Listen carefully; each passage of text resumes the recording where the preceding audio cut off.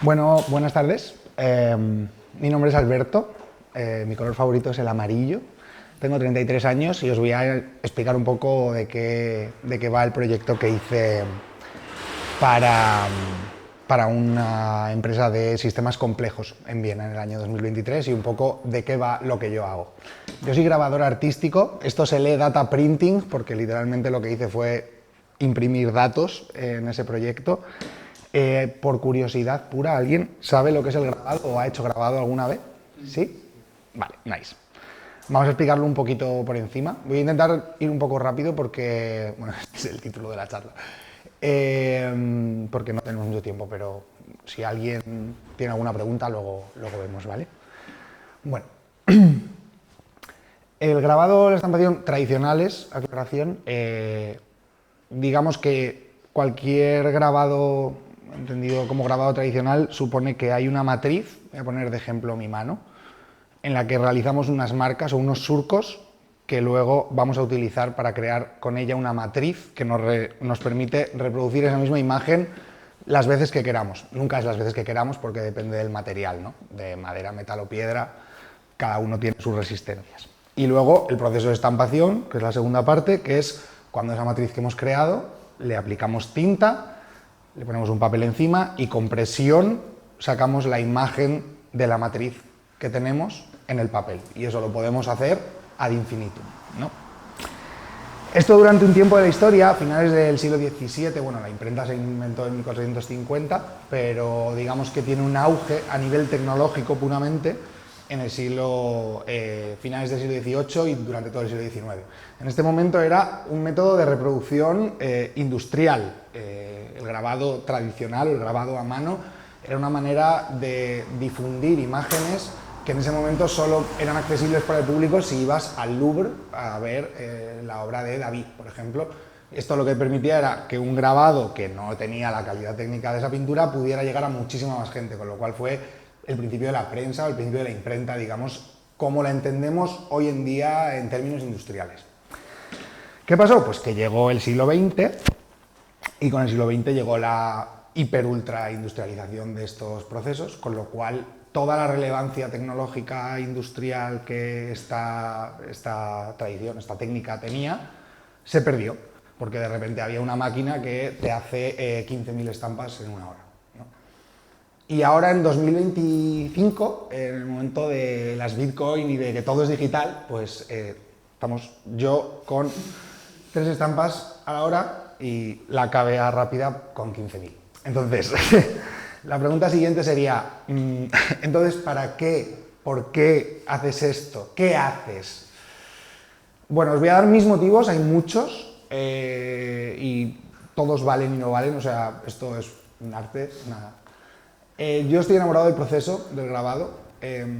Digamos que, pongo siempre este ejemplo, es como tomar un paseíto en lugar de un tren de alta velocidad.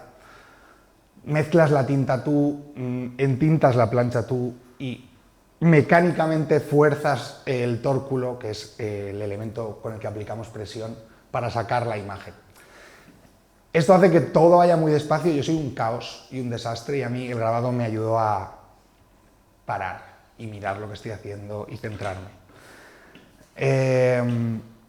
Me parece que implica un valor añadido dentro del error humano que hay en todo proceso de grabado, porque somos imperfectos y la cagamos, y una cosa que la máquina no puede hacer por nosotros es cagarla, como yo hice ahí.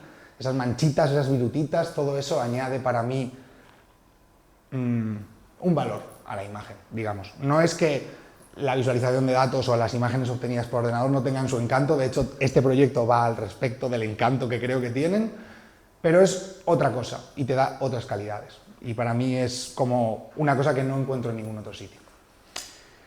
Diría que es un poco una alquimia moderna, no solo por la implicación química de los elementos que tienes que usar, el ácido nítrico, el ácido fosfórico, el ácido acético para conseguir las imágenes, sino porque genuinamente, aunque tú coges una foto, una fotografía tal cual, y luego la dibujas, siempre puedes añadir cosas y nunca sabes exactamente qué va a salir, de manera que le vas añadiendo capas y al final la imagen te da cosas que tú ni siquiera sabías que estabas buscando, a través de la pura experimentación. Y eso para mí tiene un un halo que no puedo conseguir con el dibujo tradicional porque no tiene esa serie de procesos que necesito para llegar, ¿no?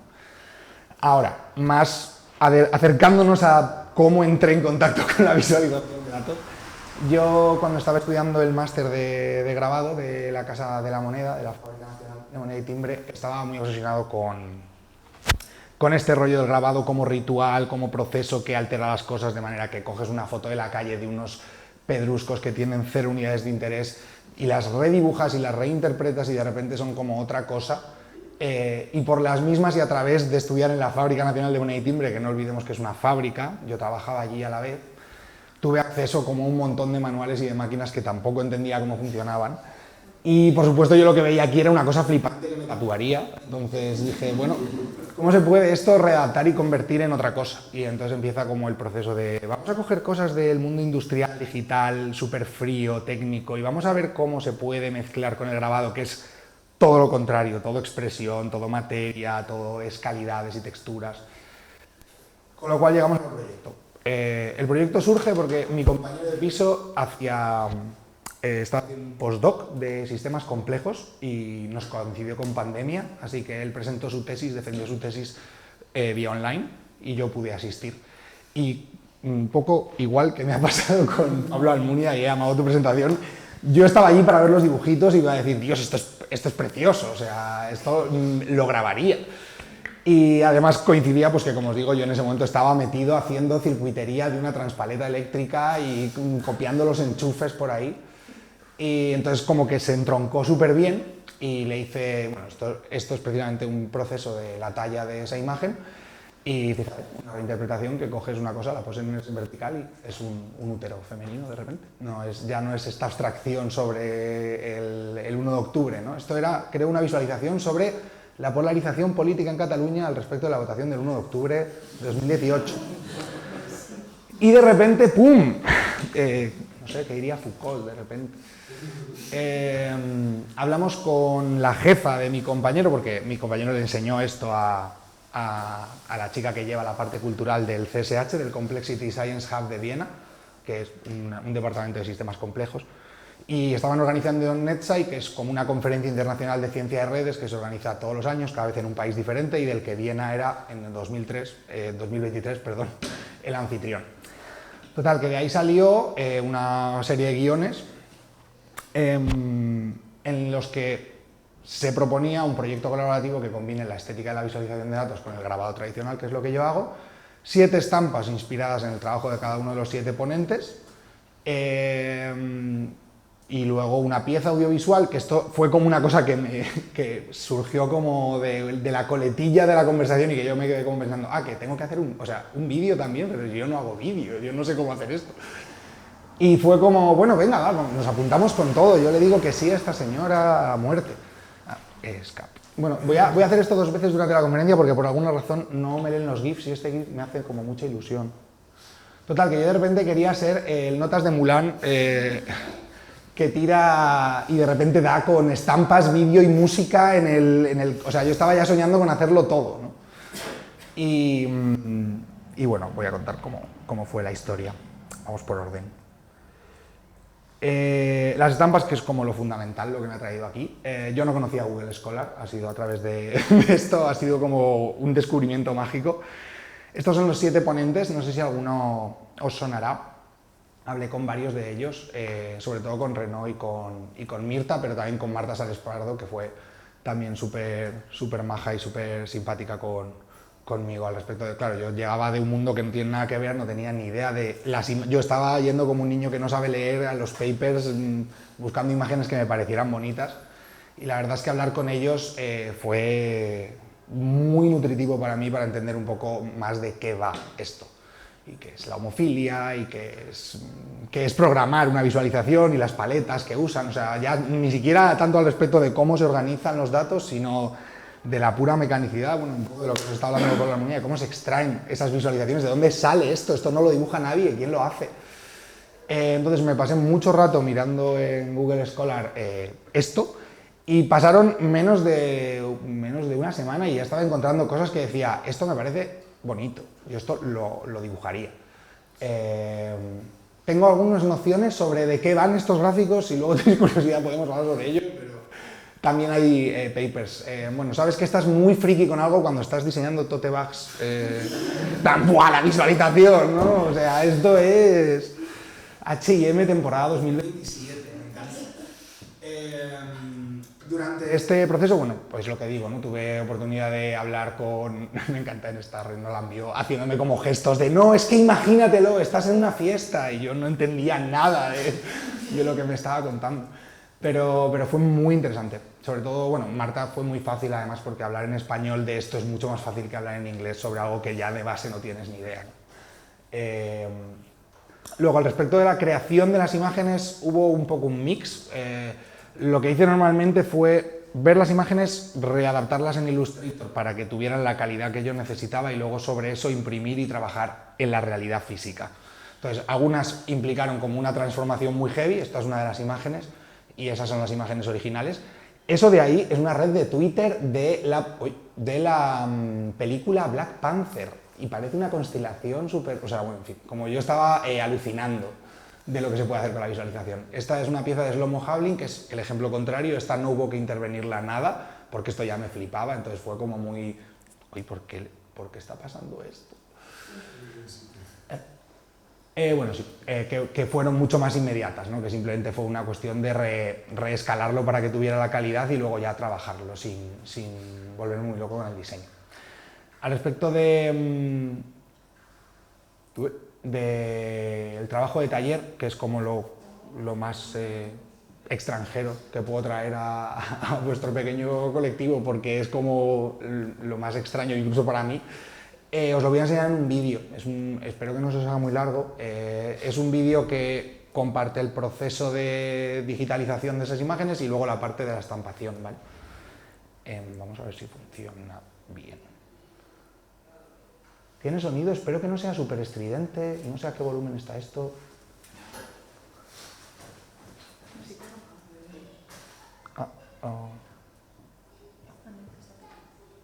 Bueno, a lo mejor explotamos aquí. Todo bien.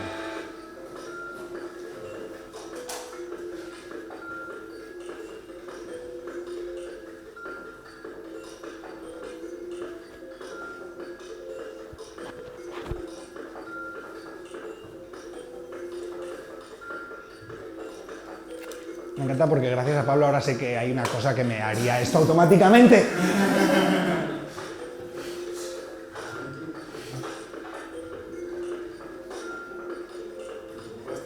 Sí, sí, sí.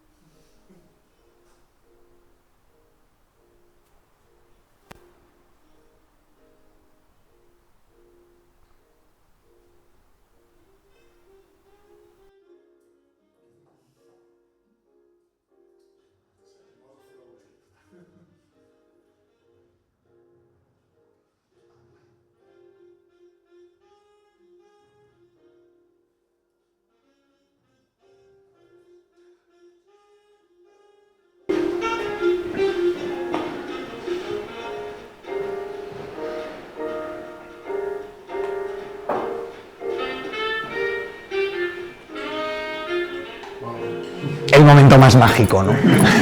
No tienes ni idea de lo que va a salir, pero de repente sale eso.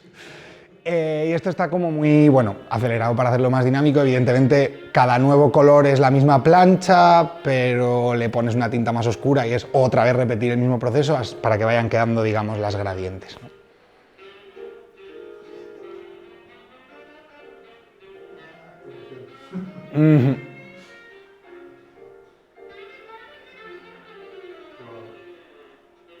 Es muy gustoso.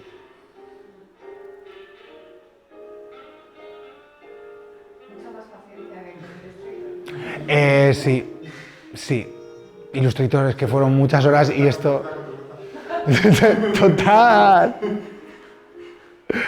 Bueno.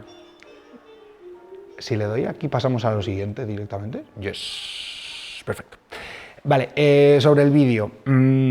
Bueno, hay una realidad que ya habéis visto, pero que la voy a reafirmar, y es que las estampas y las pantallas no funcionan bien, porque no están hechas para eso. Las estampas están hechas para verse y, en mi opinión, para tocarse. Luego iréis a un museo y no tocar, lo mítico, pero para mí el tacto del papel, la textura, o sea, es lo que hace de una estampa realmente algo guay. Entonces, la propuesta de esta chica, de Sonia, de usar las imágenes del proyecto en una pantalla durante la conferencia era como, no quiero, no, o sea, no quiero no solo por esto, sino porque yo no manejo ni Premiere, ni After Effects, ni Unreal, yo manejo PowerPoint.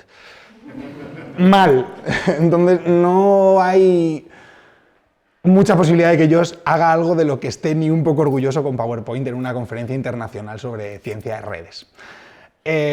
Y con esto pasamos ya a mi capítulo favorito de esta charla, que es engañando a mis amigos.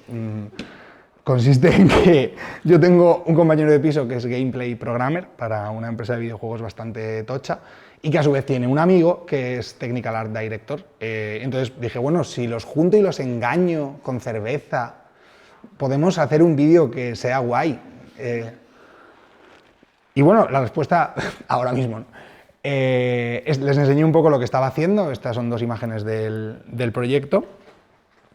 Y enseguida, bueno, les dije un poco también mis inspos, ¿no? En plan, tengo muy claro que quiero que se parezca al Return of the Obra Dinn, porque tiene como los perfiles blancos y luego todo es como muy oscuro, y de Surrealist, que es un vídeo que me encanta, que usa esas mismas partículas que yo había visto ya utilizadas tanto en visualización de datos y que me hacía mucha ilusión verlas en movimiento, porque ya las imágenes sugieren un poco esa dinámica, ¿no?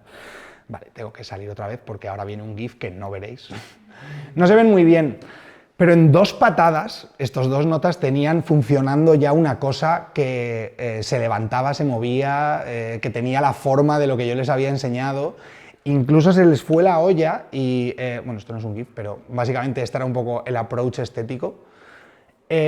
Y se metieron en un tutorial a ver cómo podían hacer que el sonido, porque yo quería hacerme una canción también para el vídeo ya puestos a soñar, el sonido fuera con las gráficas. O sea, le metieron a las gráficas en Unreal un plugin que lo que hace es que cuando entra un grave es como un reproductor de sonido de los de Windows Media Player de toda la vida, ¿no? Yo estaba flipando, la verdad. O sea, dije, bueno, yo llevo tallando una mierda de por span 8 horas y esta gente en dos patadas ha hecho esto. Ok, me equivoqué de carrera. Ahora os enseñaré el vídeo, ¿vale? Voy primero a la música. Inspiraciones para la música, quería que se pareciera un poco a la banda sonora del Viaje de Chihiro porque me flipa Joe Hisaishi, me parece un compositor increíble. Kendrick, Always, y bueno, ese disco, si no lo habéis escuchado, de Tom Misch y Yusef Days, está muy, muy bien. ¿Qué pasa? Que yo soy un poco... Bueno, yo soy un cutre, la verdad. Y no sabía que existían aplicaciones que también hacen una Songify, se llama, literalmente hacen canciones de datasets. Puedes coger datasets y convertirlos en sonido y también lo hace automáticamente. Pero yo lo que hice fue coger esta gráfica, concretamente esta gráfica, y llevármela a un piano roll. No sé si alguno de por aquí es músico o sabe cómo funciona un sistema de producción musical, pero bueno, esto es un piano roll, esas son las teclas de un piano y eso son las barras, ¿no? Yo lo que hice fue abrir Photoshop, sacar dos capturas de pantalla, superponer el discurso del odio en el piano roll y con eso hacer un acorde, que fue el primer acorde de la canción, bueno, el primer acorde después de hacer que sonara medio decente, porque el discurso del odio no suena nada bien, os lo voy diciendo. Bueno, y luego tengo la segunda parte de Engañando a mis amigos, que consistió en decírselo a un productor musical para que me masterizara el audio, ¿no? Para que no sonara feo. Bueno, la pieza audiovisual es esta, dura 1 minutito y pico, y ya con esto y un pequeño cierre acabamos.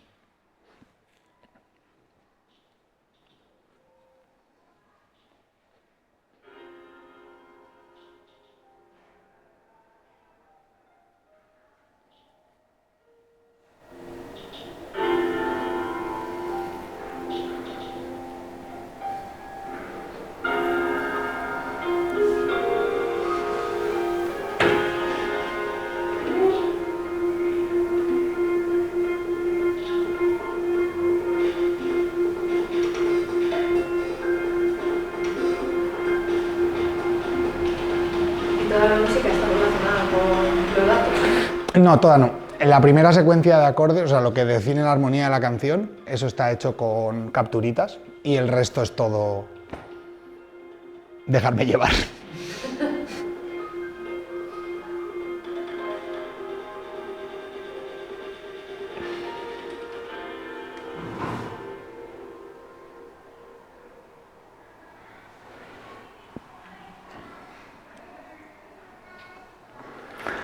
Vale.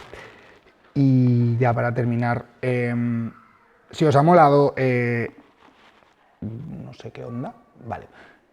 Si os ha molado esto, os recomiendo este libro. Yo lo conocí en Viena cuando me invitaron a dar la charla, esta misma charla que os acabo de dar a vosotros. Es un libro de Samuel Hurón, trabaja también en sistema de redes y en visualización de datos. Y es un libro que recoge un montón de proyectos a lo largo de todo el mundo, de peña que hace cosas en el mundo físico a través de los datos. Y hay gente desde que hace crochet a una escultora que me flipa americana, se llama Adrienne Segal, y hace esculturas de madera como de 3 metros con gráfica. Bueno, es una locura. Gente que hace marimbas, que reproducen bueno, es un mundo inmenso. Yo no lo sabía, yo pensaba, bueno, ¿cuánta más gente habrá? No, muchísima más. No eres nada. La singularidad no existe. Mucha más. Si queréis bichear el proyecto, desde los papers a las artes finales, mis archivos de Illustrator, está todo en este drive. No creo en la propiedad privada, ¿qué puedo decir de esto?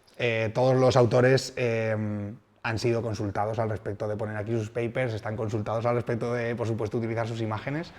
Si quieres echarle un ojo, pues ahí está. Nada más. Muchísimas gracias por tenerme aquí. Muchas gracias a DVS.